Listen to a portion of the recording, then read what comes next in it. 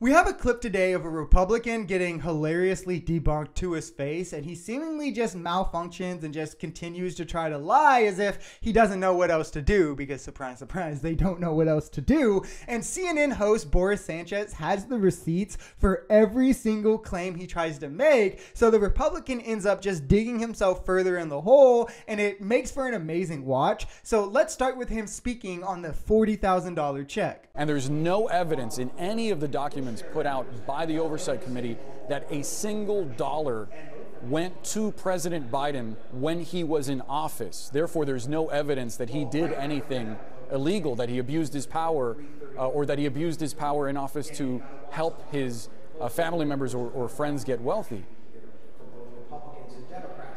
Yeah, well, Joe Biden has a check in the amount of $40,000 that has his name on it. You got another $200,000 check that came from Jim and Sarah Biden to him. I mean, there's over $20 million here. I actually have that check here. That was a check from 2018 when he was not vice president, and it actually says that this was a reimbursal. This was a loan repayment from his brother.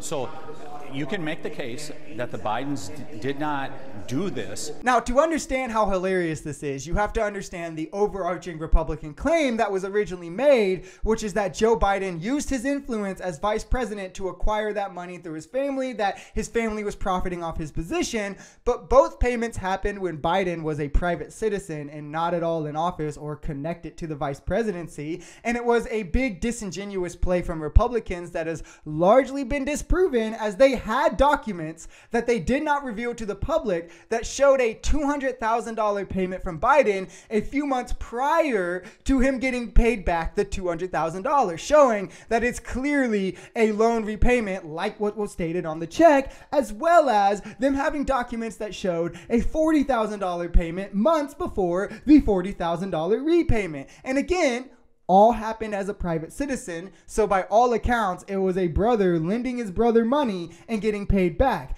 of which, when put on the spot about, Comer did not even try to dispute. He just said, yeah, I mean, I could see that, right? Let's not forget, though, the smoking gun that they had of the monthly payments from Hunter Biden to Joe Biden, that the dreaded Hunter Biden laptop literally proved was just repayments for a Ford Raptor. So if you want to talk about influence peddling, look no further than Trump, however, who directly used his name while president to garner over $7 million directly from foreign governments.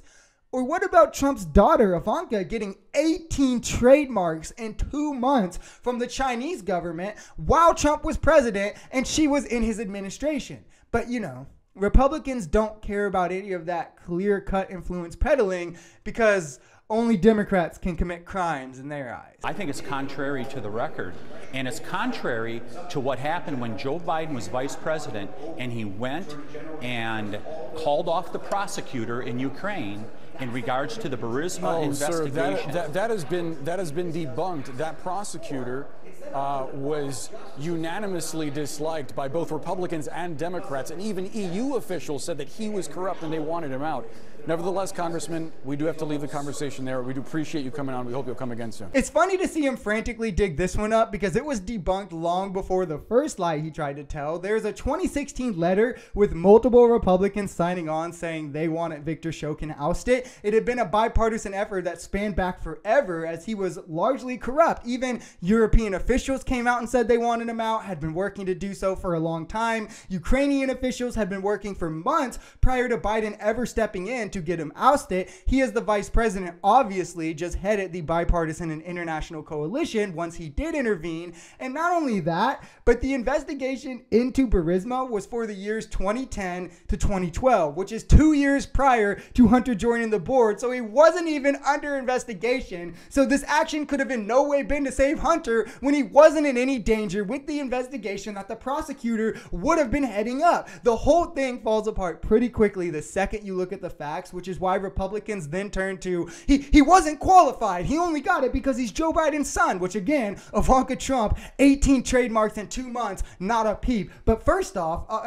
second off, I guess, that's hilarious because the majority of people who work on boards are not qualified. They're just rich people who have the right connections to get in on the business. That's one of my main sticks with capitalism. But some board people who are on boards literally only know cybersecurity, data analytics. Some of them are literally just friends of the owner of the business. Hunter Biden, however, is a Yale graduate who worked at a major bank and had prior experience working on boards of directors under George Bush, which is more than enough qualifications, especially given that he was in a non-executive position on this board. He's literally done the exact job before. And again, Republicans see no issue with Ivanka Trump, while president, getting 18 trademarks for a failing business. But of course, Hunter Biden getting a job that he has experience in, that he's literally done before as a Yale graduate, overqualified if anything, is clear-cut corruption. If you enjoyed this video, we're Social Society. We're a commentary channel influenced by politics, society, and the economy.